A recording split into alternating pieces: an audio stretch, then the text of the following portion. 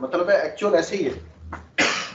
इस वजह से चूंकि आप अभी नए एंट्रेंस हैं तो आपको इसका एक्चुअली पता हो ताकि बेहतर तरीके से उसको हमें वो करना। ठीक है। अब ये जो पेंशन का उस दिन भी एक बच्चे ने कहा था कि इसको हमें वो यानी कि आउट कर दे, गवर्नमेंट के उसमें डाल दे, तो वो ऑलमोस्ट अभी भी गवर्नमेंट ही उसको यानी कि वो करती है। 40 अरब रुपए जो है ना हमारा ओवर ड्राफ्ट है स्टेट बैंक के लिए, 40 अरब। ठीक है। और तकरीबन 2.5 अरब है पर एनम, 2.5 अरब पर मंथ जो है ना गवर्नमेंट का जो है ना फेडरल गवर्नमेंट से चेक आ जाता है पेंशन और पे। उसको अलग भी कर दे तो फिर भी उससे धर्म जो रेलवे का है ना वो अगर फिर वो गवर्नमेंट जाए वो कर देगी। गवर्नमेंट तो अभी भी 40 अरब वो दे रही है ना, इस पे भी काफी गौर हुआ था कि हम इसको अलग कर दें, तो गवर्नमेंट कहेगी कि ठीक है आप इसको अलग कर दें तो फिर जो हम आपको ये देते हैं सब्सिडी देते हैं वो खत्म कर देंगे। बात फिर उधर ही रह जाती है, फिर भी हमने उसको पूरा कर सकते।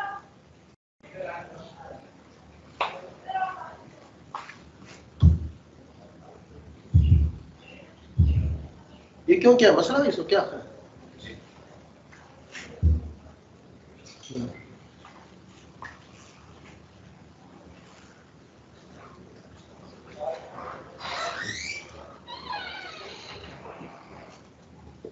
अब ये देखें वो उससे वो कह रहे थे कि हमारा जो ज्यादा है वो फ्रेट का है, फ्रेट का नहीं है। जो अनफॉर्चुनेट ये है कि हमारा ज्यादा पैसेंजर्स का है।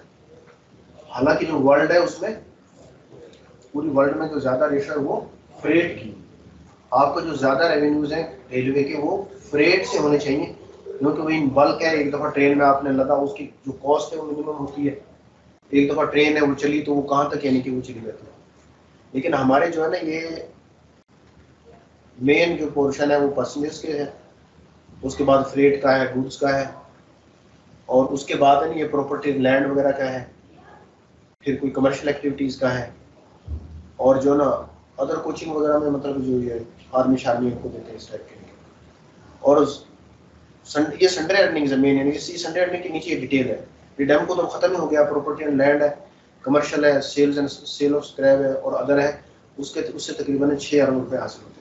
तो ये पिछले दफा आप देखें फिर शॉर्टफॉल कितना होता है, इसकी वजह से प्लानिंग टोटल फेल हो जाती है। ये पिछले साल भी ये बजट हमने बनाया था, पिछले साल भी जो रेवेन्यू टारगेट है वो 58 बिलियन रखा था। 58 बिलियन है वो हमें मिलेंगे, और फिर जो एक्सपेंडिचर है उसके अकॉर्डिंगली प्लान किए जाते हैं। लेकिन जो एक्चुअल अर्निंग है वो एंड पे पता चलती है कि वो तकरीबन है वो है 9 अरब का इनके शॉर्टफॉल है। ये 2021 है, वो 21-22 का एक्सपेक्टेड, वो एक्सपेक्टेड, वो बजटेड, अभी बजट यानी कि ये अभी तो ये चल रहा है ना 21-22 चल रहा है ना, जून के बाद पता चलेगा सही क्या सोचता है। ये बजट यानी कि जब बना था तो उसमें 58 मिलियन टारगेट रखा, 58 बिलियन टारगेट था। ये एक्चुअल फिगर होगी ये वाला एक्चुअल, लेकिन पिछले साल के एक्चुअल है ना 2021 की है ये, 2021 का ये एक्चुअल इतना है प्रीवियस ईयर का, प्रीवियस फाइनेंशियल ईयर का। लेकिन जो प्रीवियस फाइनेंशियल ईयर है जब उसका बजट बना था तो मुझे अच्छी तरह याद है कि उसका हमने 58 बिलियन रखा था कि ये 58 बिलियन अर्निंग होगी। फोरकास्ट 58 थी जी, फोरकास्ट 58 फोरकास्ट थी, लेकिन वो तकरीबन 9 बिलियन की उसमें शॉर्टफॉल हुई। तो कोरोना की वजह से क्योंकि हमारे मेन रनिंग पैसेंजर्स की है ना, तो वो देखें ये तकरीबन 4-5 अरब तो इधर से इतने, ये पिछली दफा भी कोई तकरीबन 25-26 अरब के करीब थे। तो ये जो कोरोना की वजह से वो जाहिर है उसमें काफी फर्क पड़ा। तो इस साल के लिए दोबारा 58 अरब उन्होंने एक्सपेक्टेड, फिर उन्होंने 58 ही रख दिया क्योंकि ये भी चूंकि कोरोना उस वक्त चल रहा था तो उन्होंने फिर उसी पुरानी फिगर को इनक्लूड किया। कोई आपके जहन में कोई जो भी सवाल वगैरह तो पूछते जाए करें साथ साथ।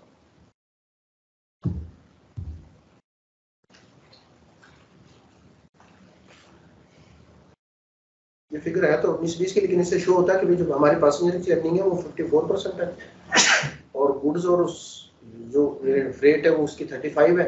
बाकी आप देख लें थोड़ा थोड़ा इनके ये पोर्शन अगर हमारा बढ़ जाए, ये वाला ये ज्यादा होना चाहिए, ये तकरीबन 60-70% तक जाए, ठीक है इनकी बात है।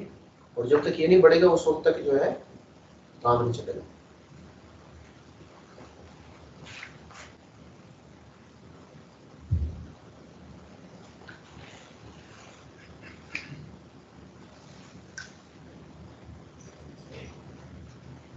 ये पिछले मतलब 2016-17 से लेके अब तक के जो है डेफिसिट है यानी कि हमारा है। ये देखें पहले उसमें 40 अरब है, 36 अरब है, 32 अरब है, 50 अरब है, 19-20 में 50 अरब है, 47 अरब है। और इसमें भी दो तीन जो है ना बिलियन का है, वो हर दफा जो है ना मैनिपुलेशन यानी क्यों करते हैं उसको जो है ना वो सस्पेंस अकाउंट में डाले रखते हैं खर्चे को और उसको जो है रिफ्लेक्ट नहीं करते। ये तकरीबन ऑन दी एवरेज है वो हर साल 50 अरब के करीब है वो डेफिसिट में जा रहा है और ये नहीं जानी चाहिए वैसे। लेकिन सर उस दिन भी हमने डिस्कस किया था कि हम इसको एज अ वेलफेयर एंटिटी चला रहे हैं तो सब्सिडी तो हुकूमत को देनी पड़ती है, जितनी भी आपकी वेलफेयर एंटिटीज चलती हैं उसमें हुकूमत को देनी। ये वर्ल्ड में ऐसा नहीं है, वर्ल्ड में सर है चाइना के वो एक प्रोजेक्ट डायरेक्टर संदीप था, वो कह रहा था कि इवन उसके लिए सब्सिडी पैसेंजर के लिए सब्सिडी देते हैं, लेकिन उसके जो ओवरऑल फ्रेट को जब उसमें शामिल किया जाए तो वो तो बड़ी मतलब प्रॉफिट अर्निंग। वो तो तब चाइना से अगर हमको किसी भी उसमें कंपेयर करें तो हम हर चीज इंडिया से कंपेयर कर सकते हैं। इंडिया भी यानी कि इंडिया मतलब ब्रेक में अब सरप्लस में इंडिया भी सरप्लस यूनिटी ट्रांसपोर्टेशन पॉलिसी इस वजह से। हाँ ट्रांसपोर्टेशन पॉलिसी हमारी कोई नहीं है कहाँ रेल के बारे में कुछ भी हाँ ये भी आगे है। मेन वजह जो आगे हम पढ़ेंगे कि जो ना जो भी नई गवर्नमेंट आती है उसने उस पर ज़्यादा वो किया और जो मेन है ट्रेन को कारण ये जो निगलेक्ट तो किया पूरा जो ट्रेन निगलेक्ट ये नहीं मतलब ये है गवर्नमेंट का भी है कसूर है तो it takes to make it well. हम कंपटीशन में पीछे रह गए बहुत एनएलसी एफडब्ल्यू ये सारे प्रोजेक्ट्स। एनएलसी का ये है, एनएलसी का भी जो है ना अब फिर वो एनएलसी से कोई ऐसा यानी कि उनके साथ वो किया है जिनमें कि उनके कोई पुराने सैन्य हैं उनके साथ एग्रीमेंट किया। एग्रीमेंट ये कि वो रेलवे भी खड़े रहेंगे तो उनको मिलेगा। अब रेलवे के जो ये है मतलब लोग है वो फॉरन खड़े होते हैं, एनएलसी के जो लोग उनको चलाना पड़ेगा क्योंकि उनको एग्रीमेंट कोई ऐसा करके गया था कोई शहनशाह कि वो 20-25 साल तक है वो इसको जलाना मिलेगा। गवर्नमेंट का वो भी अभी ये मसला ना ये जो एग्रीमेंट जो करने वाला है जो रेलवे पे बैठा है वो कह दिया हमने 2 साल बाद या 5 साल बाद ले लेंगे। एग्रीमेंट किया था थोड़ा सा बंदे को करना पड़ता है कि हम जब तक यानी कि अनटिल जब तक चलो सिक्योरिटी के लिए कि वो 5 साल में कर लेगा उसने मेरा ख्याल 20 से 25 साल का वो किया। तो ये उससे अंदाजा होता है कि टॉप टायर का मसला है जो पॉलिसी मेकर्स हैं जो बिल्कुल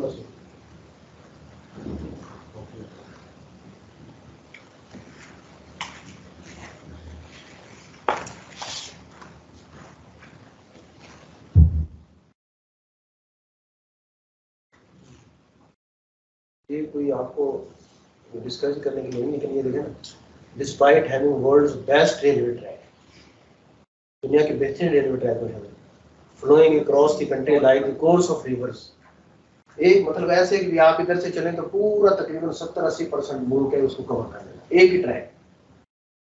या तो ना कि ऐसे कंट्री ऐसे कि कोई इधर जाना पड़ता है कोई इधर जाना पड़ता है, ऐसे उधर से चले तो पूरे मुल्क को यानी क्यों करता है। Pakistan railway route is just like a white elephant as it slopes on a ramp in declining phase since 90 तक ठीक रहा है, 90 के बाद इनमें खराब हो।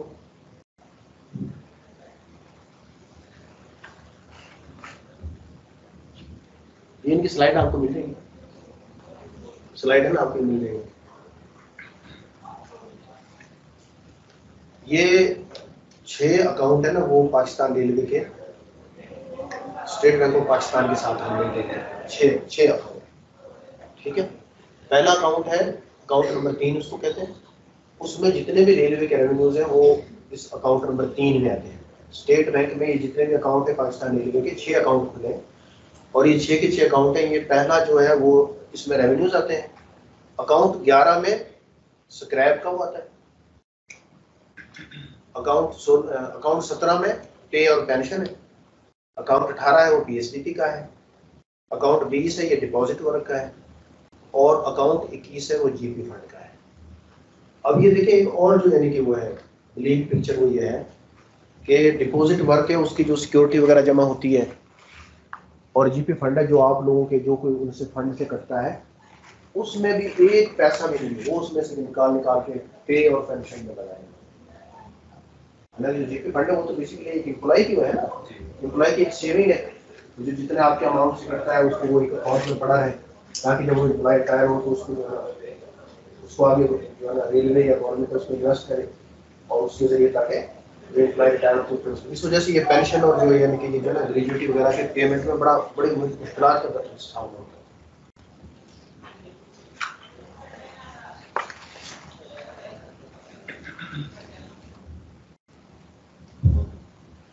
ये बजट के लेक्चर होते हैं, 2 किस्म के होते हैं। डिपॉजिट वर्क कौन सा काम? डिपॉजिट वर्क होता है जो भी काम हम आप करते हैं तो उसमें 2% सिक्योरिटी रखता है ठेकेदार, जो अरबों के तो काफी सारे वो भी अरबों के अमाउंट में जमा होता है। जब उसका काम कवर हो जाता है कोई ठीक है हर तरह से, फिर उसकी सिक्योरिटी वगैरह दे सकता है। सुना था कि कहीं पे अलग अकाउंट था कि पे एंड पेंशन का, जिस तरह उससे निकाल के उन्होंने कॉन्ट्रैक्टर को पेमेंट कर दी थी, और बाद में जो पे और पेंशन वाले थे वो बैठे थे नहीं मिला।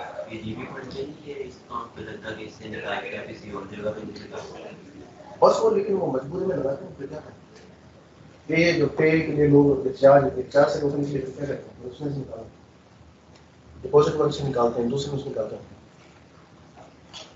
अब ये देखें कि भी जो सैलरी है वो वैसे ये अगरचे ये अंग्रेजों ने बनाए थे टूर, ये बने थे अंग्रेजों के ज़माने में, क्योंकि उस ज़माने में ऑनलाइन बैंकिंग नहीं होती थी, वो पैसे सेंटर से लेके चलते थे, नहीं बेटे ये पूछेगा वो उसको जो है ना बोरियों में पैसे भर के तो फिर उसको लेके जाते थे, तो वही टूर्स के हिसाब से इसको यानी कि डिस्ट्रीब्यूट उन्होंने किया था।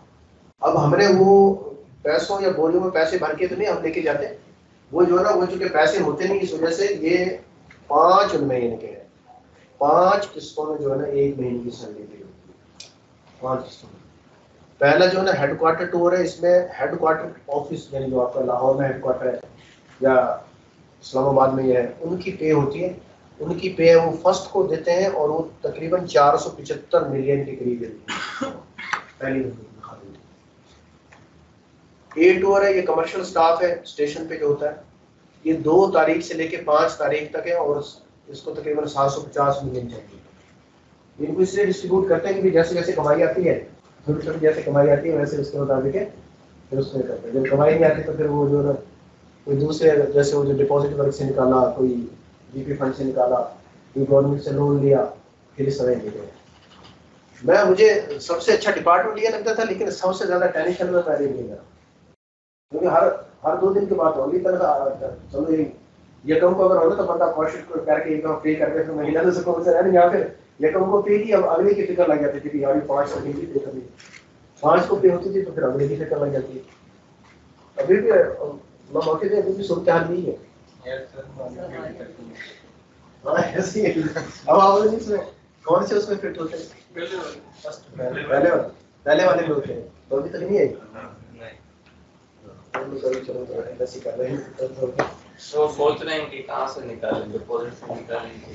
हाँ ईजी साइड कर रहे हैं सर, कह रहे हैं कि वो ईवर भी कराते हैं। ये साथ ईजी तीसरा ना वो बी टूर कहलाता है। ये रनिंग स्टाफ है जो ट्रेन के साथ चलता है, ये 6 से 10 तक उनको मिलती है और 300 मिलियन को चाहिए होते हैं। जो सी टूर है लेबर जो वर्कशॉप वगैरह पे शेड्स वगैरह पे है उनको यानी कि सबसे ज्यादा इनको देना पड़ता है 800 मिलियन तकरीबन। और बी टूर है सबसे ज्यादा कमजोर होते ही लेकिन पैसे सबसे ज्यादा देते हैं। पेमेंट टू टीएलएस और जो कॉन्ट्रैक्ट एम्प्लॉयज उनको 25 को यानी कि देते हैं, तो 25 को दे के फारग होते हैं, तो उसके बाद यकम को दोबारा फिक्र लगती है। तो हमारी भी देखो देखें ना कैसे बड़ी अमाउंट है, तकरीबन 2.5 अरब के करीब है, वो पूरी करते हैं। इधर से इमाम उधर से इमाम, फाइनेंस के पास यही काम सब एक ही कर सारे।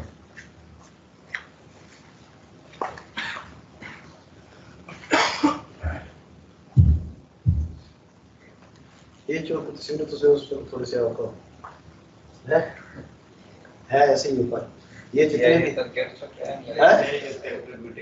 यही गिर चुका है बिल्कुल। इकोनॉमी ऊपर जा रही है, इकोनॉमी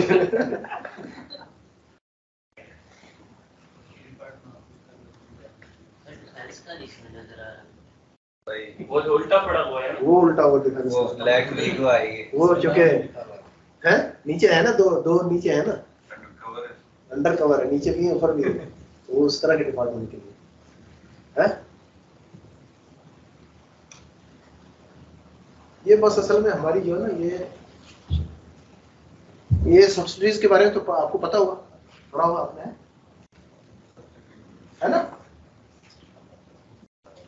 ये पता होना चाहिए ना आपको। ये आपके वो है रेलवे के कुछ हैं जो पब्लिक प्राइवेट या कुछ तरह के उन्होंने कॉर्पोरेशन वगैरह बनाई हुई, पता है इनका।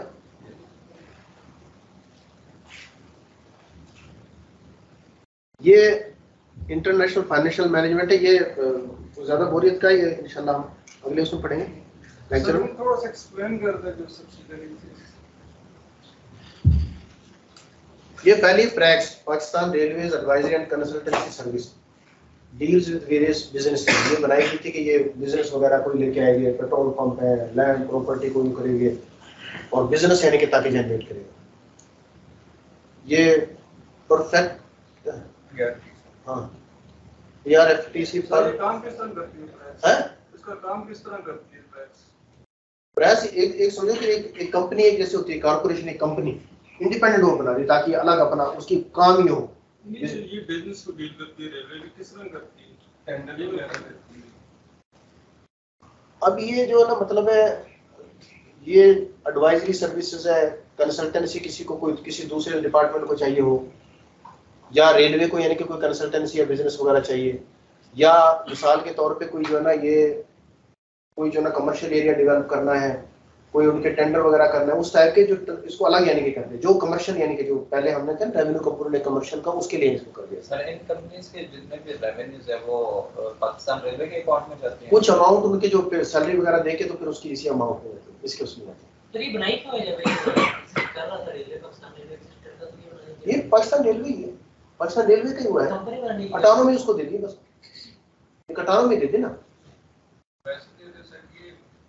तो पाकिस्तान में हर जगह देखा जाता है कि एक वो पहले चीज खड़ी हुई है उसको पर एक और वो इसीलिए खराब है कि उन्होंने कुछ भी नहीं किया।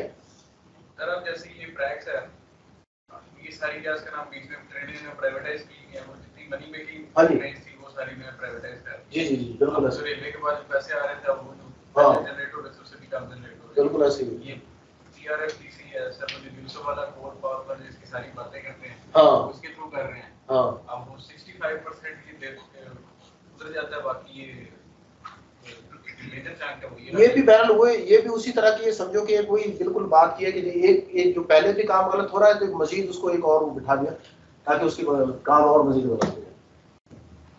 ये कराची अर्बन ट्रांसपोर्ट का वो बंद ही हो गया तकरीबन सारा कुछ है। और ये जो रियल एस्टेट का जो है रिडेम्को का है, ये ना उधर है, ये भी बंद, ये रिडेम्को वैसे ही बंद हो गया। ये IFS है जो जिसका मैं पहले जिक्र कर रहा था, ये थोड़ा सा वो है, इसको हम इंशाल्लाह कल या परसों पढ़ेंगे। अब हम ये देखेंगे कि भाई ये जो है ना,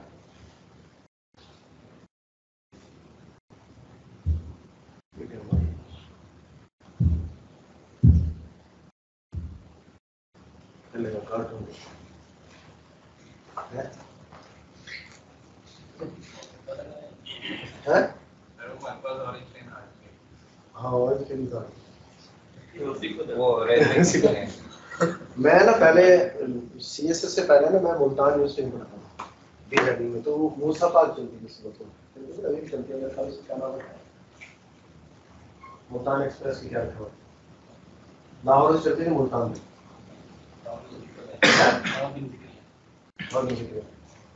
तो मैं उस पर जाता था, पत्तों की जगह पत्तों की, तो सब मैं बता जाता। मैं पहले तो जो ना तो 6 बजे आते थे, 6 बजे जाते थे तो तकरीबन 10 बजे 11 और 12 लाहौर से पत्तों की तकरीबन 70 किलोमीटर, तो 10 बजे के करीब 10 साढ़े 10 बजे इस तरह के करीब लेने के बाद ये बिल्कुल ये असली हुआ, ये जो धक्के वाला है वो पिछले 2 महीने की इस तरह की हालत नहीं, मैंने इसी तरह की हालत रही। अच्छा मैं वो उकाड़ा से आगे निकली ना तो उस दौरान ये थी बिजली की चलती थी, वो उसका जो है ना उकाड़ा के बाहर, उकाड़ा से आगे निकल के उकाड़ा साहिवाल के दरमियान वो उसका इंजन खराब हो गया। उसके बाद वो कोई घंटा खड़ा रहा, घंटे के बाद ना वो आया साहिवाल से आया, बेनीपट्टी से आया, लाहौर से आया, अगला दूसरा वो आया, वो साहिवाल क्रॉस करके वो भी खराब हो गया। अच्छा फिर नीचे उतरे, वो पता चला कि वो जो ऊपर नहीं, वो जो टच होता तारों को क्या कहते हैं उसको, पेंटोग्राम। वो पेंटोग्राम ढीला है तो जब ट्रेन चलती है ना तो पेंटोग्राम वो नीचा हो जाता है। अच्छा उस पे उन्होंने एक लंबा सा बांस रखा हुआ था लोगों के अंदर, ये बिल्कुल ये इसमें जरा जो नहीं, वो बांस से उस पेंटोग्राम को ऊपर उठाते थे, तारों के साथ टच करते थे, जब वो तारों के साथ टच होता तो वो 25,000 वोल्ट की निकलते, वो ऐसी मतलब है ना बाकायदा से जैसे जो बैटिंग नहीं करते थे छोटे बड़े, वो बड़ी इधर लाइटें निकलती, वो उसको टच करते, जैसी थोड़ी सी ट्रेन स्पीड पकड़ती वो फिर नीचे हो जाता, कुछ देर वैसे रहती रहती, जब आगे बंद हो जाती फिर उसको उठाते। आप उनकी बहादुरी देखें कि उन्होंने उस बांस के जरिए उसको उठा के उन्होंने मुल्तान भरा कोई तकरीबन 5-6 बजे पहुंचा दिया शाम। अभी देखें उन्होंने बाकायदा बांस रखा हुआ था, वो पता नहीं कितने अरसे से ढीला होगा, जो उन्होंने बाकायदा एक बांस रखा हुआ है किसी बाजार से नहीं, अब उसको कसने में या उसमें कितना को लगता है, लेकिन इस तरह नहीं हो सकता, इसलिए उन्होंने इलेक्ट्रिक ट्रेन खत्म कर दी। ये इससे पहले ये आया था इसका, ये आपको पता है कि ये HSD जो है ना डीजल है इसका, ये नहीं मिलता था, पता है 10-12 किलो। तो वो जो ड्राइवर वगैरह ना वो बताते कि सर उस दौरान हम ना वो वर्दियां नहीं पहनते थे, क्योंकि लोग मारते थे ना, कहते थे हम सादा कपड़े होते थे, जैसे डीजल खत्म हो जाता ना हम नीचे उतर के ना आम लोगों में मिल जाते थे, लोग ना लोग ढूंढते थे ड्राइवर की तरह चला गया तो कहते कोई और अंजन वगैरह मंगवाते जिसके अंदर कोई थोड़ा बहुत डीजल वगैरह बचा होता, जब वो आता तो फिर नहीं हम वर्दी में थे, लोग बड़े गुस्से होते थे यहाँ पे खड़ी डीजल खत्म होते।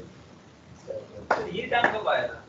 ये मेरे ख्याल 10-12 मैंने मेरे थे, लेकिन वो लोग वो ड्राइवर ही आके बताते थे 10 कि इस तरह का कॉन्टैक्ट नहीं था सीएसओ के साथ, वो पेट्रोल पंप से लेते थे।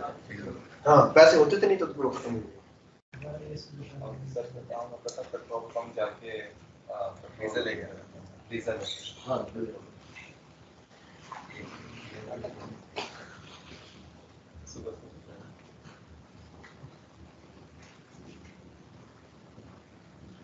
अब ये जो ना ये इकोनॉमिक्स की कोई वह अभी इसके बाद ना ये मैं इंशाल्लाह आपको कल पढ़ाऊंगा इकोनॉमिक्स के वह है, इसमें सिर्फ ये देखें कि भी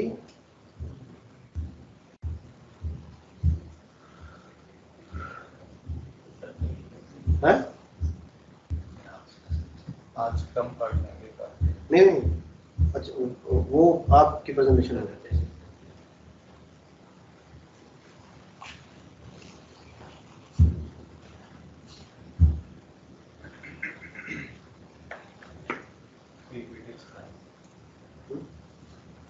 relevant videos हाँ करप्शन स्कूल नहीं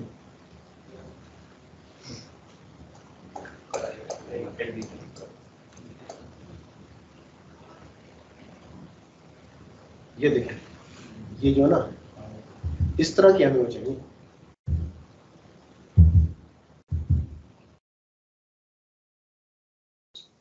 ये चाइना की ट्रेन है तो स्पेन यानी कि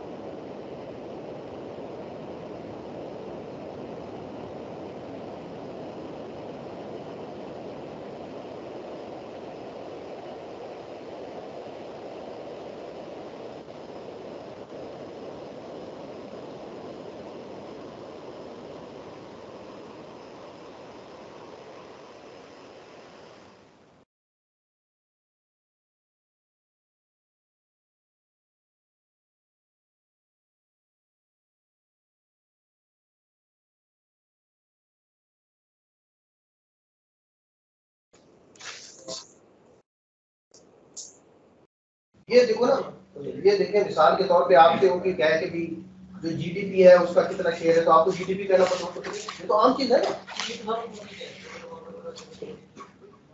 मिसाल के तौर पे डिमांड, सप्लाई, इलास्टिसिटी, ये तो दुकानदार है वो भी उसको इस्तेमाल करता है, डिमांड, सप्लाई, इलास्टिसिटी। इसकी वेरी इंपॉर्टेंट, जब आप पढ़ेंगे तो आप देखेंगे इसकी कितनी इंपॉर्टेंस है। इलास्टिसिटी उसकी इतनी इंपॉर्टेंट यानी कि है कि एक जगह पे आप कीमत कम करके आपका रेवेन्यू बहुत ज्यादा बढ़ जाता है, और एक जगह पे आपकी कीमत बहुत ज्यादा बढ़ा के आप जो रेवेन्यू यानी कि नेगेटिव कर देते हैं।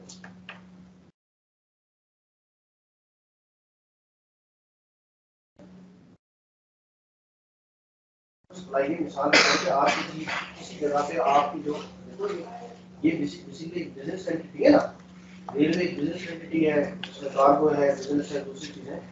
तो कैसे आपकी मतलब आपकी जो प्रोडक्ट है उसकी कितनी डिमांड है, क्या वो इलास्टिक है, इलास्टिक है, आपके जो रेवेन्यूज है वो डिमिनिशिंग है, किस तरह के हुए। ये तो बुनियादी चीजें, ये तो लाजमी तौर पे पता होना चाहिए ना कि मैनेजर। फिर PC1 है, PC1 जाहिर है आपको किसी न किसी उसको बनाया, PC1 कैसे बनाए वो जाहिर जब तक आपको इसमें नहीं पता चलेगा बुनियादी चीजों को नहीं बता सकते। PC1 का वो है, फिजिबिलिटी रिपोर्ट कैसे बनाते हैं, जो चीज आपने बनानी उसकी फिजिबिलिटी रिपोर्ट कैसे बनाएंगे, PC1 कैसे बनाते हैं, फिर जो है ना आप कैसे उनकी जो फीडबैक उसको कैसे करते हैं, प्रोजेक्ट को क्लोज कैसे करेंगे, और उसके बाद यानी कि जो प्रोजेक्ट का इम्पैक्ट एनालिसिस कैसे करेंगे, सारी ये वैसे नहीं कि उसमें आपको वो जो ना आदम स्मिथ और मार्क्स और किंग वो पढ़ाएंगे आप, है वो मजे की चलो पढ़ा देंगे। तो बुनियादी चीजें जो आपको रूटीन में हर उसको पता होती है, कोई भी जहाँ पे बंदा जी। Assalamualaikum. My name is Aman Noor, and the topic of the presentation is creating the stress-free environment, a solution to the workplace toxicity. So, before going into the what is the stress, let us assume a situation in the office. That the situation is that there is a boss. He has assigned a task to a team leader. Now, this boss, he calls the person and he scolds him, regardless he has performed or not. But the situation of the boss is that he always calls his employees. So this person, there's a team leader, he goes to his team and he puts all the anger into his team. There's a chain of the toxicity. So the boss, he scolds the person, the team leader goes to the team and he scolds them and they get upset. One of the team person, he gets outside and in order to show his emotion, in order to release his anger, he kicks a dog and the final victim is the dog. So there is a chain of toxicity that works when there is a stressed environment. So trickle down है, कोई भी गुस्सा है तो trickle down effect होता है। मतलब कोई भी आपकी इमोशन है, अगर आप स्ट्रेस क्रिएट करते हैं तो वो इमोशन में किसी ना किसी तरह खुद को मतलब आउट आना है, किसी ना किसी तरह उसने बर्स्ट होना है। तो वो जो बर्स्ट होना है, वो कहते हैं कि घर यानी कि बॉस है, वो बॉस से झाड़े खाता है, वो घर आके बीवी से लड़ता है, बीवी क्या करती है, बच्चों को मारती है, बच्चे फिर आगे क्या करते हैं, वो नीचे जाके लड़ते हैं, बड़ा छोटे को मारता है। इस तरह उनको एक और जो नहीं मार सकता उसको पहले कुछ ना उसका ज़हन है वो सिनिकल या कि उस तरह का उसको डेवलप हो जाता है। एक चेन यानी कि हो जाता है कि जोर से दरवाजे मारना। इंसान अपना गुस्सा हमेशा कमजोर पे निकालता है। मतलब फाइनल विक्टिम जो है वो आपके सामने ही है, वो खुद भी उसको पता भी नहीं है कि क्या हुआ है और वो पानी में पड़ा हुआ है। आगे बॉस को काट ले।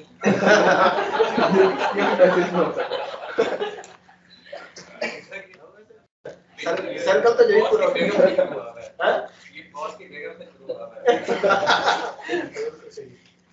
अच्छा, तो ये आपके पास टॉक्सिसिटी की चेन है। तो क्वेश्चन ये है कि हाउ दिस टॉक्सिसिटी चेन और the stress chain can be broken, कि जो चेन है इसको आप कैसे ब्रेक कर सकते हो। तो अगर आप इस चेन को देखो, इस चेन में कोई भी एक जो पर्सन है ना, अगर वो थोड़ा डायरेक्शनल लेके चलता है, मतलब अगर आप बॉस को तो छोड़ दे, बॉस की तो आदत ही होती है, जो आपका वो है टीम लीडर है, अगर वो देखता है कि मेरी टीम परफॉर्म कर रही है, उसकी एफिशिएंसी है, इफेक्टिवनेस है, उसकी टास्क डिफाइन किए हुए हैं, तो वो जो बॉस से उसका इफेक्ट आया उसको अपने अंदर एब्जॉर्ब कर सकता है और अपनी टीम को ले, मतलब इस पूरी चेन में से कोई भी अगर एक बंदा रैशनल हो जाता है तो उससे आगे टॉक्सिसिटी का इफेक्ट है ना वो। लेकिन आपने कहा ना कि बॉस की तो आदत होती है, तो हर बंदा किसी न किसी लिहाज से तो बॉस होता है ना, हर बंदा तो क्या करे, वो तो फिर वैसे ट्रिकल डाउन हो। मतलब ये देखिए ये देखिए हुजूर सल्लल्लाहु अलैहि वसल्लम ने 1400 साल पहले ये फरमाया था, आखिरी जवाब थे अस्सलात वमा मलकत ईमानुकुम, मेरी उम्मत नमाज को ना छोड़ना और मातहतों के साथ अच्छा सलूक करना है। देखो पूरी यानी कि जो ना ये इस पे वो करे तो पूरी जो ना मतलब अल्लाह ताला के हुकूक भी उसमें शामिल होंगे और सारे बंदों के हुकूक भी शामिल होंगे। तो हर बंदा का कोई ना कोई कुल्लुकुम राउन कुल्लुकुम मसूलुन अन रैयतिही, हर कोई बंदा है उसका कोई ना कोई सबऑर्डिनेट है, उसका कोई बॉस, ऐसे है ना। चलिए टॉपिक की तरफ आते हैं कि what is a stress. Stress को डिफाइन कर लेते हैं। स्ट्रेस क्या है? तो whenever a body feels a change और a changing situation, the body responds to the situation. That response, it may be a physical response, it may be a mental response, or it may be a psychological reaction or psychological response. Now this response, it can be of two types. The first one is the acute and the second one is the chronic. Acute means for the short term and the chronic means for the long term. Now both of these, they can be classified into positive and the negative. So chronic reaction or the chronic stress or the acute stress, it may be positive, it may be negative. Positive means that you are supposing that the exam is on the door, so you will feel stressed.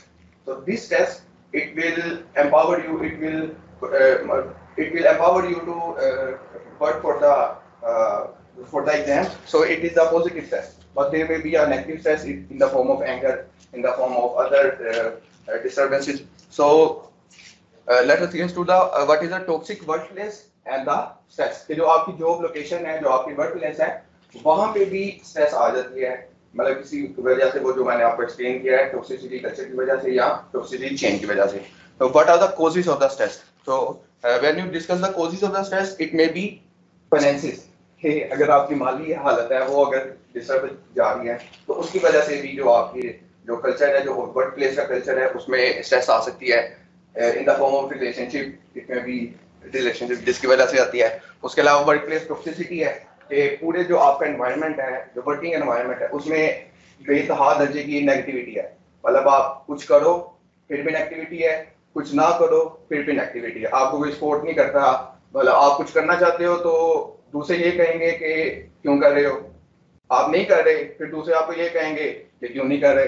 तो ये situation है जो toxic work place की होती है, और ये toxicity फिर लीड करती है स्ट्रेस की तरफ, और जो स्ट्रेस लीड करती है वो डाउनफॉल आता है ऑर्गेनाइजेशन का। Difficulty in understanding role and the responsibility, कि इन केस अगर आपकी ऐसी सिचुएशन है वर्क प्लेस में कि आपको अपने रोल की और रिस्पॉन्सिबिलिटी की अंडरस्टैंडिंग नहीं हो पा रही, उससे भी स्ट्रेस जनरेट हो सकती है कि आप परफॉर्म नहीं कर पाओगे, उससे स्ट्रेसेस आएंगे। So unable to cope with the demands, pressurised demands, कि जो आपकी मतलब जो आपका बॉस है वो आपसे वो चीज एक्सपेक्ट कर रहा है जो आपके कैलिबर से आउट है। मतलब इन केस वो आपको कहता है कि मुझे प्रेजेंटेशन चाहिए, लेकिन आपको पावर पॉइंट की स्किल्स नहीं है, तो बजाय इसके कि वो बॉस आपको पहले पावर पॉइंट की स्किल्स दे, कि आपको ट्रेनिंग के लिए भेजे 3-4 दिन की वर्कशॉप हो, फिर आप सीख के आए, वो आपको ये प्रेशर देता है कि आपने खुद ही सीखना है और खुद ही मुझे प्रेजेंटेशन नहीं है तो बना के देनी है। तो इस तरह के कल्चर में भी स्ट्रेस आ जाता है। Second one is the science of the stress. Stress की साइंस क्या होते हैं? So it may B anxiety, frustration, mood swings, ये रैंडमली आपके मूड चेंज होते रहते हैं, अभी आप हंसने हैं, अभी आप रोना स्टार्ट हो जाते हैं। High blood pressure, drug addiction, alcoholic, ये रिएक्शंस आ जाते हैं कि आप स्ट्रेस को कम करने के लिए मतलब ड्रग एडिक्शन की तरफ जाते हो, अल्कोहलिज्म की तरफ जाते हो, concentration loss and the irritation. Now what are the effects of the stress? मतलब ये पूरी एक चेन है कि स्ट्रेस की कॉजेस क्या है, फिर से वो साइंस क्या है, और फिर उसका इफेक्ट क्या है। क्योंकि जो भी स्ट्रेस है it is a mental, psychological और द फिजिकल रिएक्शन, कि आप कोई ना कोई रिएक्शन तो लाजमी दोगे उस स्ट्रेस का। अगर आप एब्जॉर्ब कर लेते हो वो तो आपके लिए ठीक है, लेकिन अगर आप एब्जॉर्ब नहीं कर पाते तो आप किसी के ऊपर वो बस्ट करोगे। सो नेगेटिविटी, जो स्ट्रेस, हमेशा ये बात देखी गई है कि जो भी बंदा स्ट्रेस्ड होता है ना, वो हमेशा नेगेटिविटी लाजमी फैलाता है। जो स्ट्रेस नहीं होता वो नेगेटिविटी कभी नहीं फैलाता, क्योंकि उसे पता है कि उसने चीजों को एब्जॉर्ब करना है, उसने आगे टेकल नहीं करना, उसने एब्जॉर्ब करना है चीजों को। आइसोलेशन, कि आप दूसरों से आइसोलेटेड फील करते हो क्योंकि आप स्ट्रेस्ड हो। Lack of concentration, being indecisive, कि आप किसी भी सिचुएशन में फैसला नहीं कर पाते, क्योंकि स्ट्रेस जो आप सिचुएशन आपकी इस तरह की है कि आप फैसला करना नहीं चाहते या कर पाते भी नहीं। And the last one is the nervousness. Now let us go to the why to promote stress free environment. आपने देखा कि जो भी स्ट्रेस है, रिएक्शन है, आप एक पूरी चेन चलेगी टॉक्सिसिटी की, जिसकी वजह से कोई ना कोई इफेक्ट आएगा ऑर्गेनाइजेशन के ऊपर। तो किसी भी ऑर्गेनाइजेशन में why to promote the stress free environment, कि हम क्यों कोशिश करते हैं कि जो स्ट्रेस फ्री एनवायरनमेंट है उसको प्रमोट किया जाए। सबसे पहले ये है कि वर्क कल्चर, जो आपका वर्क कल्चर होता है वो एक पॉजिटिव हो जाता है। अगर एक इंडिविजुअल को कोई टास्क मिला है तो वो इंडिविजुअल का टास्क नहीं होता, वो पूरी टीम, जो हालांकि उस टीम को टास्क नहीं मिला हुआ लेकिन सारे लोग उसको सपोर्ट करते हैं, एक पॉजिटिव वर्क कल्चर बनता है और ऑर्गेनाइजेशन बेहतर होती है। मैनेजमेंट, जारी बात है, मैनेजमेंट भी आपकी स्ट्रॉन्ग हो जाती है। Third one is communication. In the stress free environment everybody feels कि वो अच्छे तरीके से दूसरों के साथ कम्युनिकेट कर सकता है। मतलब अपनी स्ट्रेस को भी कम्युनिकेट कर सकता है, अपने बॉस से भी मतलब फ्रीली वो टॉक कर सकता है कि ये मुझे मसले आ रहे हैं, इस तरह की प्रॉब्लम्स हैं, फ्रीली वो कम्युनिकेशन चल सकती है। टैलेंट एक्विजिशन, इस तरह के एनवायरनमेंट में जहाँ पे पता होगा कि यहाँ पे स्ट्रेस सिचुएशन नहीं है, तो वहाँ पे जो टैलेंट होगा वो हमेशा उस तरफ जाने की कोशिश करेगा। मोटिवेशन, जारी बात है कि स्ट्रेस फ्री एनवायरनमेंट में हर कोई कोशिश, मतलब हर किसी की जो पर्सन है वो इट फील्स मोटिवेटेड, ही और she feels motivated. Sense of ownership, ये मेन चीज है इसमें कि स्ट्रेस फ्री एनवायरनमेंट में कोई एक वर्क प्लेस है जिसमें पॉजिटिव कल्चर है, उसमें आप ऑर्गेनाइजेशन को फील करते हो कि you are the owner of the organization, कि आप ऑर्गेनाइजेशन को ऑन करते हो, क्योंकि इन रिटर्न ऑर्गेनाइजेशन भी आपको क्या कर रही होती है, ऑन कर रही होती है। तो क्योंकि इस तरह का कल्चर डेवलप होता है जिसकी वजह से जो एक पर्सन भी है ना, वो पर्सन भी कंट्रीब्यूट करता है कि ऑर्गेनाइजेशन किसी ना किसी तरह डाउनफॉल की तरफ ना जाए या ऊपर की तरफ जाए। And the last one is the transparency. Transparency इस तरह है कि अगर कोई बंदा मिस्टेक करता है, कोई गलती करता है, तो एनवायरनमेंट ऐसा डेवलप है कि उसको पता है कि अगर उसकी गलती पता चलेगी तो उसको स्कोर नहीं किया जाएगा, उसको किसी ना किसी तरह रिकमेंड किया जाएगा। मतलब किसी ना किसी तरह उसको पॉजिटिवली लेके चला जाएगा अनलेस के ब्लेंडर हो। अब ये जो ना ये जो ना अब ये वो उस स्लाइड को आप है उसको देखें। ये अब जो ना आप लोग बताएंगे कि ये स्ट्रेस है, ये इस तरह का कैसे एक एक बंदा बताया जो भी उसके ज़हन में है, ठीक है।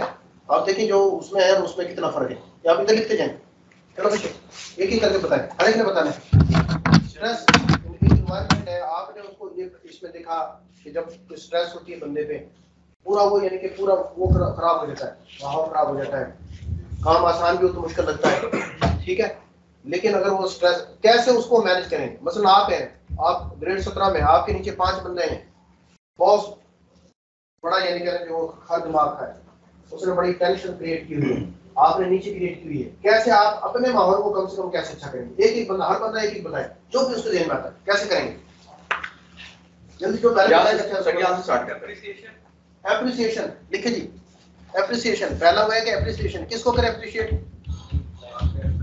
सबऑर्डिनेट है, उनको एप्रिशिएट करें, शाबाश, वेरी गुड। हां जी, फिजिकल एक्टिविटीज, फिजिकल किस तरह की?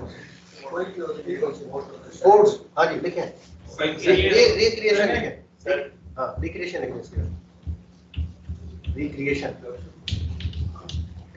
सर वो जो वर्क प्लेस है, हां compassion words, motivation, incentive, motivation लिखे जाएंगे। मोटिवेशन, मोटिवेशन कैसे कैसे मोटिवेशन क्या है? किसने बताया मोटिवेशन क्या कैसे क्या करें? मोटिवेट कैसे करें? बात से तो झाड़े खा के आ रहा है उसको, क्या उसको मोटिवेट कैसे करें? चाय पिलाइए सर, वो रिक्रिएशन वाला मोटिवेशन। आगे नमाज पढ़े और सब्र करें, ये भी अच्छी बात, नमाज पढ़े सब्र करें। स्पिरिचुअल मैट्स आल्सो स्पिरिचुअल यानी क्या है? सर जो वर्क प्लेस है उसको नीट एंड क्लीन रखा जाए ताकि वो स्पिरिचुअल लिखेंगे पांच रिचुअल की स्पिरिचुअल ट्रेनिंग एक मिनट आपका क्या वर्ड? सर जो वर्क प्लेस है उसको नीट एंड क्लीन रखा जाए। Neat and clean, very good. Neat and clean अच्छे मतलब ये देखे ना, नीट एंड क्लीन ये ऐसे आप देखिए कितने वो है, कितने आप किसी रूम में चले जाएं कमरे में ना, वहाँ फाइल है उनमें मिट्टी चढ़ी हुई है और जो है ना टेबल पे ना वो गंदा पुराना कपड़ा जो पहला पाकिस्तान के झंडे का रंगा है तो वो कपड़ा डला हुआ है, ठीक है। इस तरह ये नहीं हुआ है। अगर बंदा थोड़ा सा उसको कर ले, आमतौर पर स्वीपर होते हैं, लेकिन अगर बंदा खुद ही उसको करके ये उसको कर ले तो उसमें क्या आ रहा है? टेबल पर आप एक वो रखे, उसको साफ करते हैं, नीट क्लीन हो, फालतू चीजों को बाहर निकालो, उससे भी अच्छा इम्पैक्ट पड़ता है। ये क्या है? हाइजीन, क्लीनलीनेस में। हाँ आगे अच्छा ट्रेनिंग, साथ में ट्रेनिंग लिखेंगे सर वर्क प्लेस में फैसिलिटीज होनी चाहिए हर चीज, नहीं फैसिलिटीज तो माइक्रो मैनेजमेंट होनी चाहिए, माइक्रो मैनेजमेंट। ये देखिए कैसे अच्छे बन, ये असल में ये एचआरएम है, ये हर बंदा है ना, वो हर बंदा मैनेजर है, हर बंदा उसको कर सकता है। और एक क्या ओवरबर्डन नहीं होना चाहिए, अगर वो ज्यादा काम हो तो फिर क्या करें? वर्कलोड डिस्ट्रीब्यूशन प्रॉपर यानी कि वो ओवरबर्डन नहीं होना चाहिए। 2 दिन की लीव दे देनी चाहिए। हाँ सर बॉस के बारे में भी कुछ करना चाहिए। नहीं वो तो बॉस के बारे में तो कुछ नहीं कर सकते ना, वो कहते हैं ना साइकोलॉजिकल पता है बंदे ने पूछा कि तू जंगल में जा रहा हूँ, अकेला जा रहा हूँ और शेर निकला है तो तू क्या करेगा? कहता फिर भाई शेर नहीं करना, मैंने क्या तो बॉस को दुनिया करेगा। मोटिवेशनल आर्ट वर्क और वो क्या कहते हैं वो एनकरेजिंग पोस्ट और मोटिवेशंस वगैरह वो लगी। साइकोपेंसी डिस्करेज करनी चाहिए।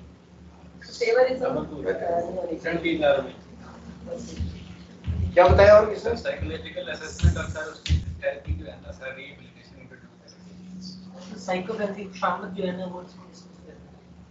ये भाई खुशामद इतनी अच्छी लगती है कि जैसे आदमी वो याया खान आया ना, याया खान अब्दुल्ला शाह लिखता है, याया खान आया तो उसने सारे सीनियर ब्यूरोक्रेट को इकट्ठा किया और उसने कहा कि तुम लोग बड़े खुशामदी होते हो, आइंदा अगर किसी ने खुशामद की मैं उसकी ऐसी तैसी फेर दूंगा।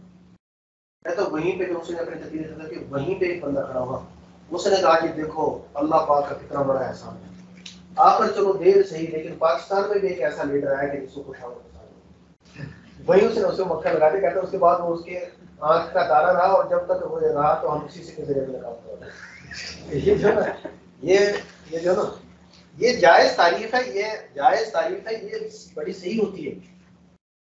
जायज तारीफ है सही, किसी की तरफ सही वो बड़ी होती है सही तरीके से। बात दफा ऐसी वो है।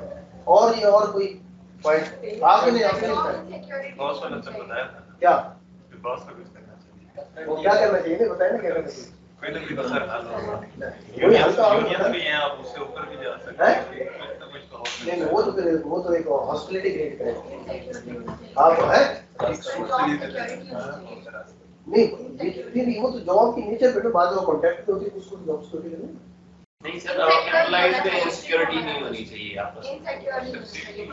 सर सैलरी अगर यहाँ से पोस्ट नहीं ये तो आपके पास में नहीं है फेवरिज्म नहीं होना चाहिए, फेवरिटिज्म नहीं होनी चाहिए, मेरिट यहाँ पे लिख देंगे, यानी कि मेरिट 12 पॉइंट आगे देखिए ये उन पॉइंटों से अच्छे निकलेंगे, ये देख लेना जो आगे स्लाइड है। और आगे हर किसी को सर उसकी जेडी के मुताबिक काम देना चाहिए, जॉब डिस्क्रिप्शन के बाद। लेकिन बाद में ऐसे होता है कि वो बंदा भर्ती तो हो जाता है उसमें फिट नहीं बैठता वो, ठीक है ट्रेनिंग चलें जिस पोस्ट में भी है उसकी भी तो जेडी होगी ना, उसके मुताबिक उसका काम। चलो ये भी लिख लें जेडी 13 नंबर जॉब डिस्क्रिप्शन। और कोई पॉइंट अच्छा कोई point sir motivational art work लगा होना चाहिए। मोटिवेशन आगे 13 पॉइंट सर की प्रॉब्लम्स वगैरह डिस्कस करनी चाहिए, काउंसलिंग होगी sir. Counselling very good problem ये लिखें जी काउंसलिंग। काउंसलिंग हाँ भी क्या मसला भी उदास है खैर क्या है ये देखो ना ये थोड़ा होता है ना थोड़ा जो भी है उसको थोड़ा सा मतलब आप फ्री करें और उसका वो निकल जाए ना तो फिर वो काफी यानी कि बिल्कुल इसी तरह इंसान के अंदर कोई ना हर इंसान है कोई ना कोई मसला है उसका होता है वो ऐसा हो कि उसको वैसे घुसना है ना खैर है मतलब तबीयत ठीक है बच्चे बच्चे ठीक है वो कह रहे थे इस तरह हो गया इस तरह चलो कुछ खैर अल्लाह थोड़ा सा जो कॉन्सोनेंस है ये बड़ी इंपॉर्टेंट होती है। थोड़ा सा वो कुछ वर्ड है वो इंसान है ये बड़ी जबरदस्त किस्म की अल्लाह ने मशीनरी बनाई और बड़ी कॉम्प्लेक्स है। ये सही तरीके से वो करे तो ये कहाँ पे बंदा कहाँ पे पहुंच जाता है और ये जब नेगेटिव हो तो फिर तो ठीक है तो वो कहते हैं ना गम बांटने से कम होता है। और कोई relief at the time of relief from the work जब इसको बदलने की जरूरत है, कोई परेशान है या बिल्कुल है ये यानी कि प्रॉपर यानी कि जो उसको ये लिखिए मिलना चाहिए। 14 नंबर ये का मतलब है कि सर ब्रेक वो ऑफिस टाइमिंग ऑफिस का भी एनवायरनमेंट होना चाहिए, हां एनवायरनमेंट क्रिएट करना चाहिए। नहीं रेलवे ये दफ्तरों में तकरीबन हर दफ्तर एक ही तरह का होता है। ये वर्जन दफ्तर जो है ना दफ्तर है वो मिल जाएगा ना कहीं आप हैं नहीं फील्ड में भी फील्ड में तो आप इंटर्नशिप होता है यार आपसे आप आगे लोगों से भाई ये मैं तकरीबन इसमें बहुत सारी चीजें ये सारी की सारी चीजें मैं रखती हूँ। आप फील्ड में गए लोग बैठे आराम से काम नहीं करते क्या करूँ मैं शौक से नहीं कैसे अच्छा बहुत सारे ऐसे ना मैं स्ट्रेस फ्री करने की सकते हैं, कहीं ना कहीं स्ट्रेस प्रोवाइड करेंगे तब वो काम होगा। अगर नहीं स्ट्रेस फ्री करने की काम नहीं ये मेरा ये तजुर्बा है मेरा ये और ये भी आपका भी होगा 90% लोग मेरा तो ख्याल ज्यादा 90% लोग हैं जो आप उनसे प्यार मोहब्बत से उसे करें तो वो दिल से काम कर रहा है 90%। 10% जो ढीठ होते हैं जब तक उनको यानी कि मतलब है ना rod is the logic of the fools है डंडा तीर है बिगड़े तेरे है वो 10% के लिए आप 90% पे ना चलाएं डंडा। अच्छा 10% रेलवे में आ गए। अच्छा एक और भी चीज है बाज दफा बंदे में ऐसी वो होती है मिसाल के तौर पे एक बंदा ना आप टाइम वेरी इंपॉर्टेंट ऑब्जर्व करें लेकिन बाज ऐसे होते हैं कि उनको आप थोड़ा सा होते हैं कि यार दूर से एक बंदा आता है आप उसको स्ट्रेस नहीं कीजिए 9 बजे के अभी जो सेट नहीं रहा सुल्तान इसके अंदर आ गया है ये तो गेस्ट हाउस उठ के आता था ये पूरे 9 बजे ने ये वो कंसों की तरह ये जनाब हाजिर लगाते थे और जैसे ही उठ के सारे लोग गाने लगे ये तो जैसे गेस्ट हाउस उठ के इतना यार मैं फलां रश से आ रहा हूँ इतना ये है बड़ी मुश्किल से बड़ी तेज लाइट है अभी आप 9 बजे के बजाय 9:30 आगे आप उसको वर्क, आप बहुत सारे ऐसे होते हैं कि आप वर्क की वो मतलब नहीं, ये जो है टाइम की पाकिस्तान में टाइम वेरी गुड ट्रेन के लिए हर चीज के लिए, लेकिन बाज़ दफा ऐसे होता है कि एक बंदा बड़ी दूर से आ रहा है, वो बेचारा बड़ा काम हो के आ रहा है, आप उसको थोड़ा सा टाइम का रिलैक्स दे दें, या आप उसको कहें कि यार ये काम है, आप बेशक ना आज जल्दी जाके तो भागी जाके कर लें। मेरे पास एक बंदा आया, मेरे घर उसने बड़ा निकम्मा हुआ था, मैंने उसको कहा कि हाँ बेटी क्या मसला है, उसने कहा सर जी बात ये है, मैं जो है ना आप मुझे जो मर्जी काम दे दें, मुझे जो है ना मतलब मैं घर बैठ के देख मेरे से दफ्तर में काम होते हैं, ठीक है। अच्छा उसको असाइनमेंट के देंगे, बेहतरीन जनाब उसको बना, ठीक है। अब उसको बजाय उसको ये थोड़ा सा हर बंदे में कुछ ना कुछ फ्लेक्सिबिलिटी शो करनी चाहिए हर एक। देखो अल्लाह पाक, नमाज अल्लाह पाक का सबसे बड़ा हुक्म, अल्लाह पाक ने इतनी फ्लेक्सिबल टाइम रखा है, 3-3, 4-4 घंटे, जोर कितने 12:30 से शुरू होगा, 4:30, एक बंदा 12:30 पढ़ ले, और एक पढ़ ले, एक पढ़ ले, कोई ये नहीं फिक्स है आप, ठीक है।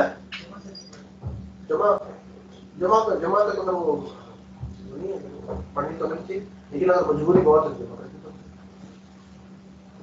ठीक है। क्लासेस पे इस वक्त ऑनलाइन करवा दें स्ट्रेस को,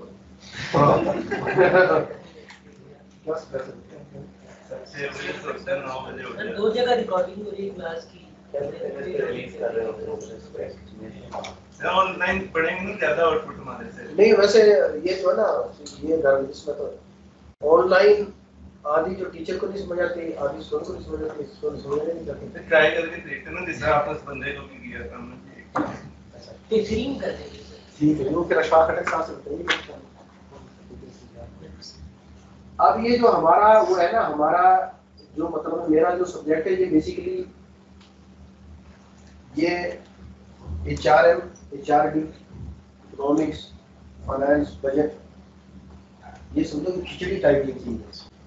और जो आपके जो ना ये हायरार्की है रेलवे में, कौन से डिपार्टमेंट है, डेजिग्नेशन क्या है, वो तो फिर रेलवे का कोई उसका सब होता है। आप देखिए कोई भी चीज आपको कोई मिसाल के तौर पे आप ज्यादा है ना, मैं तो ज़ाहिर आपको आप कहेंगे कि हमने सिर्फ आप इकोनॉमिक्स पढ़ाए, उसमें हमें जरूरत है वो भी पढ़ा, वो भी ठीक है। बजट का है वो हमने शुरू किया था, मेरा तो ये सबको थोड़ा थोड़ा साथ साथ चलती है ताकि थोड़ा थोड़ा हर कोई टॉपिक हो। HRM का है उसमें ज़्यादा जरूरत है, HRM पढ़ लेंगे, HRD का है तो HRD पढ़ लेंगे। इसी तरह जो है ना PC1 वो इंशाल्लाह एक के बाद में शुरू ज़्यादा इम्पोर्टेंट है। PC1 में जो आपको जैसे आपके फ्लेक्सिबल हुए हैं, कोई वो नहीं कि आपको ये चीज़ एक चीज़ पसंद नहीं है तो आप उसमें डालें, ठीक है, जैसे आप सजेस्ट करें, क्यों ठीक है। तो ये मेरा तो एक थोड़ा सा इकोनॉमिक्स पढ़ लिया, थोड़ा सा HRM का पढ़ लिया, थोड़ा सा बजट का पढ़ लिया, ताकि उसको HRM पसंद है, उसको बजट पसंद है, ताकि हर एक चीज अच्छा सारा एट ए टाइम साइज क्यों है ठीक है। नहीं मैं मेरे तरफ से बताइए ना, आपकी तरफ से देखो जो भी स्ट्रेस वाला ये सर जैसे अच्छा अब निकालेंगे वो स्लाइड जिसमें आपने कहा कि कैसे उसको देख करते हैं। और देखिए आपके कितने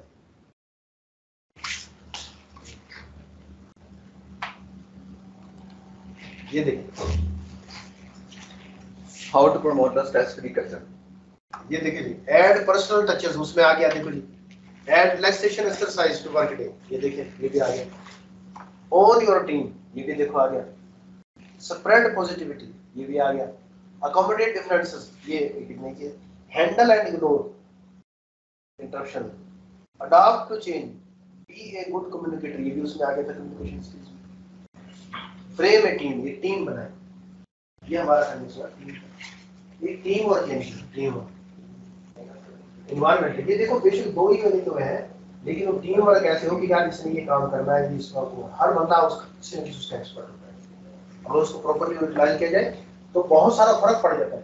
ये मतलब ये इस बेशक तनख्वाह थोड़ी हो जैसे भी हो, बाहर दफ्तर है उसका माहौल ऐसे चलता है बंदे का दिल करता है कि यार यहाँ पे काम करने बैठे इसका। और बाद में ऐसे कि हर तरह फैसिलिटीज भी होती है सारे कुछ, लेकिन हर एक काम लटका होता है, ठीक है।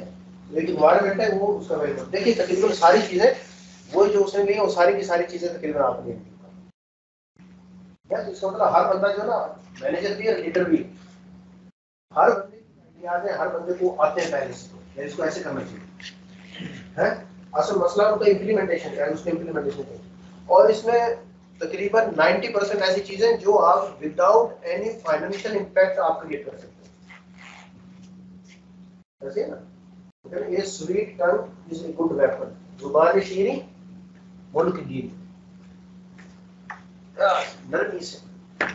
और विवाह नेमत मिनल्लाह दिन तमाम बनो कुलता फजल गलीज़ कल्बी लफदु मिन हौलिक है। कुरान पाक है ना, अल्लाह ताला के बहुत बड़े एहसान की वजह से हुजूर सल्लल्लाहु अलैहि वसल्लम को अल्लाह ताला के बहुत बड़े एहसान की वजह से आप इनके लिए नरम थे। अगर आप इनके लिए सख्त होते ये आपके करीब से भाग जाते। वफ़ू अन वस्फहू व शादिरुन फिल अम्र, इनसे दरगुजर करें, इनको माफी करें और उनके गांव में जो इनके आपस में हो रहे हैं उनमें मशवरा। ठीक है भाई, तो ये सारी चीजें हैं। असल तो देखो अल्लाह ताला ने इंसान को अल्लाह ताला ने बनाया है और उससे जो कैटलॉग है वो भी अल्लाह पाक नहीं है। कुरान पाक में सारी की सारी चीजें ये यकीन करें कुरान पाक में सूरत हुजरात को पढ़े तो कितने उसमें 17 के 20 के करीब जो है ना सोसाइटी के वो बताए मसाइल और उनको कैसे कैसे हल करना है। नरमी से आप यकीन करें, नरमी के साथ। और देखो आपने कहीं ना कहीं बॉस बनने, चलो आप अपने बॉस को धमकी कैसे तो खुद तो ठीक होता है ना बंदा, आप ये उसको करना है आराम से। आप ये देखिए कि मैंने जो है ना अल्लाह की कसम आज तक किसी पीएम को नहीं मिला, पीएम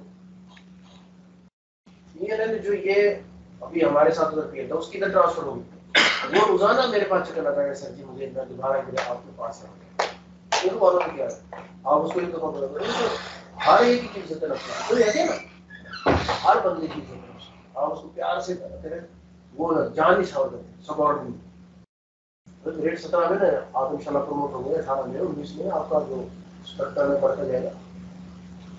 ये यानी कि बुनियादी है, सबसे बुनियादी। सर एक और चीज़ भी है ना कि सिचुएशन के मुताबिक आपको टैकल करना पड़ता है। तो मतलब कि मैनर भी तैयार करे, ये भी नहीं कि वो एक मुहावरा है कहते हैं कि इतने भी मीठे ना बनो कोई कांच है और इतने भी कड़वे ना बने कोई दूध। नहीं एक होती है मतलब वेज ऑफ फ्रैंकनेस। वो if you play with your fool at home he will be मार के वो लगाया सर चढ़ा ऐसे। ये चीजें नहीं, ये नहीं। एक होती है नरमी को मतलब दफ्तर में आप यकीन करें कि सिवाय रेलवे के अकाउंट्स में किसी में पैसे की तरफ से आम जो रूटीन की जो दफ्तर है उनमें कोई हफ्ते में एक आध टाइम ऐसा होता है जो स्ट्रेस का होता है, बाकी 5-6 दिन वो रूटीन के होते हैं। वो 5-6 दिन में तो स्ट्रेस नहीं ना क्रिएट करनी चाहिए। उसमें तो मिसाल के तौर पे सबऑर्डिनेट है, उसको एक काम गलत किया उसने नहीं यार इसको ऐसे करो आओ उसने यार ये क्या उसको चला के मार फेंके मार कितने देखे ना ऐसे फाइल पकड़ी उसको फेंके मार, शर्म नहीं आती तुम्हें, ये नहीं आता तुम्हें, ये नहीं आता। उसके बजाय आप सबको उसको नहीं यार इसको यार आगे भाई इसको ऐसे करो ये ज्यादा बंदा वो ठीक हो जाए।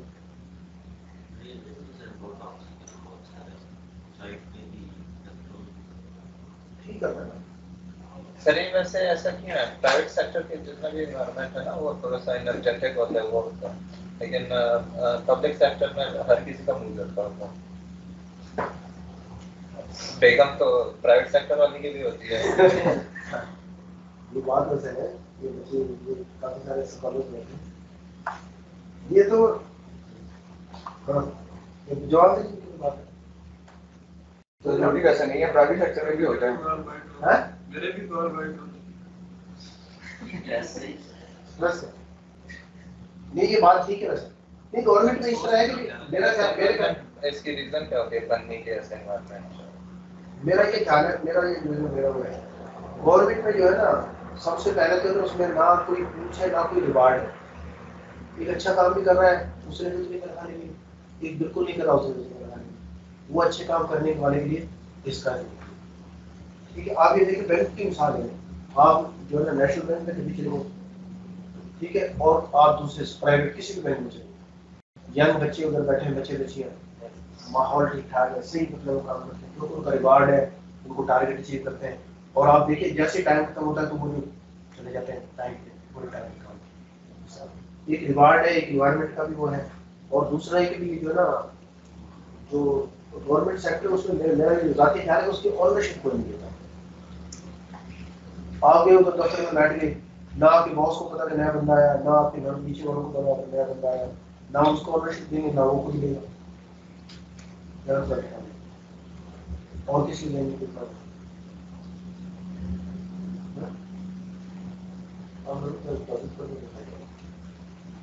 है बढ़िया है।